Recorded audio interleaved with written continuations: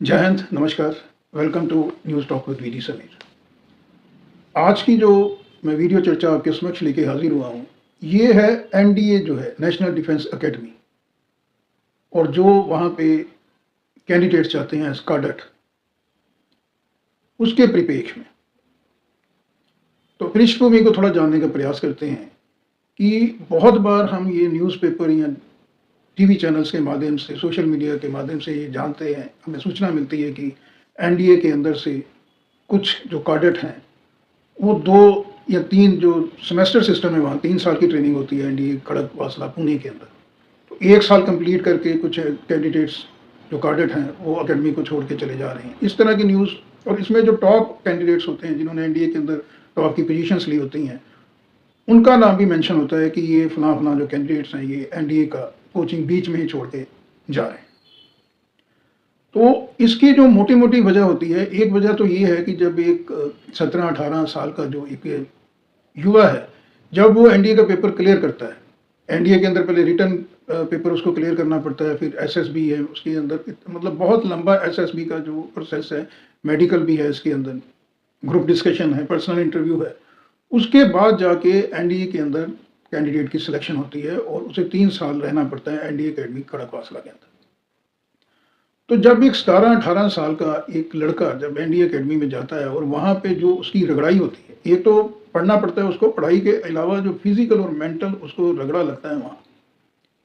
NCO के द्वारा, JCO के द्वारा, और जो सीनियर कैडेट होते हैं जो 2 साल के, जो तीसरे बैच के होते हैं,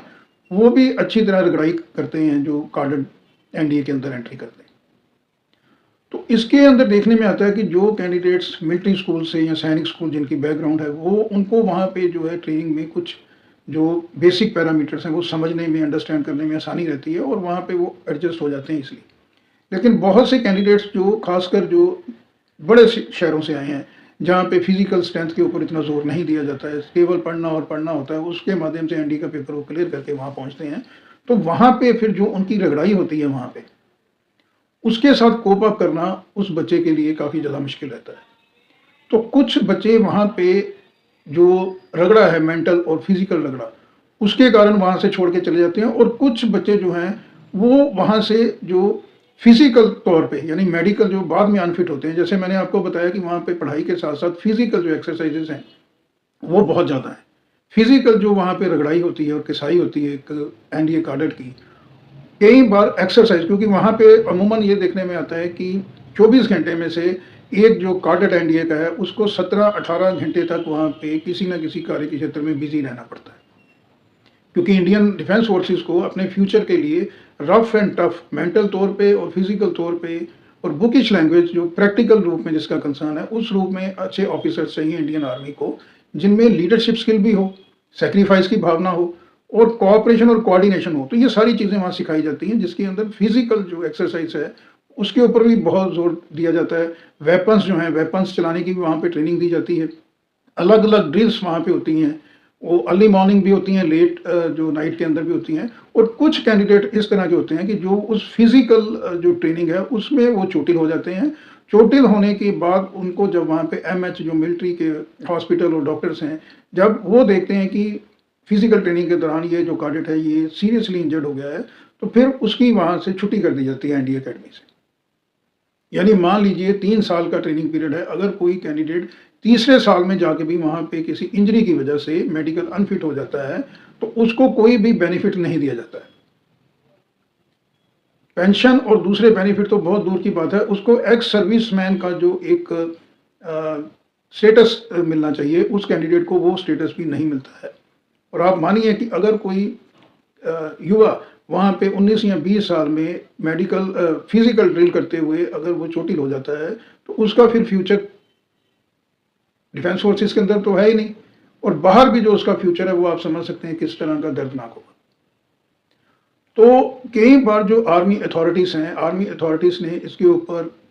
डिस्कस किया है, इसके ऊपर उन्होंने एक राय शुमारी की कोशिश की है, और अंततः उनको ये भी महसूस हुआ है आर्मी अथॉरिटीज़ के कि एनडीए का जो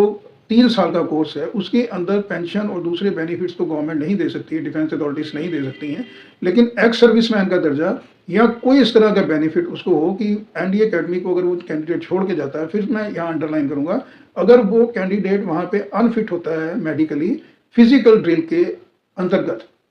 तो उस कैंडिडेट को कुछ बेनिफिट्स जो दूसरी गवर्नमेंट की सब्सिडीज हैं उसके अंदर उसका कोई रिजर्वेशन, उसका कोटा होना चाहिए। डिफेंस के अंदर जो ग्राउंड ड्यूटीज़ हैं जिसके अंदर डेस्क जॉब होती है उसके अंदर उसको एडजस्ट किया जाना चाहिए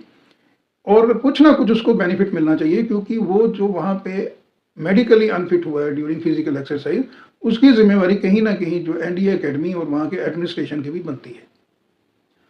तो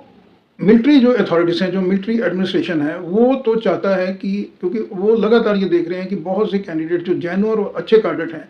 वो भी फिजिकल ड्रिल के अंतर्गत कई बार अनफिट हो जाते हैं और उनका जो ब्राइट कैरियर है, उनका जो इतना फ्यूचर ब्राइट हो सकता था इंडियन आर्मी में या बाहर में, वो फिर कहीं ना कहीं बेकार हो जाता है।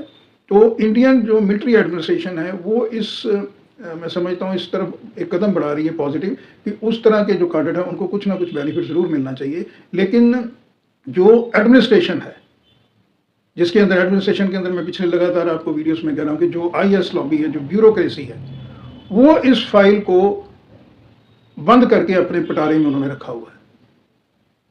जो भी डिले हो रहा है इस फाइनल डिसीजन मेकिंग में, वो अब हो रहा है जो इंडियन ब्यूरोक्रेसी, जो लाल फीताशाही है, जो अंग्रेज़ों के ज़माने का माइंडसेट है ब्यूरोक्रेसी का, उसी वजह से ये जो फाइल है ये डिले हो रही है और बहुत सा एक, मैं समझता हूँ एक पीड़ा का मुद्दा बनता जा रहा है ये, कि इस तरह का जो ब्रिलियंट कैंडिडेट होता है जिसने एनडीए जैसा एक टफ पेपर क्रैक किया होता है, एसएसबी क्लियर किया होता है, उसको कोई भी बेनिफिट वहाँ नहीं मिलता है। और ख़ास करके अगर वो कैंडिडेट वहाँ पे फिजिकल एक्सरसाइज और वेपन ट्रेनिंग्स के दौरान चोटिल हो जाए। तो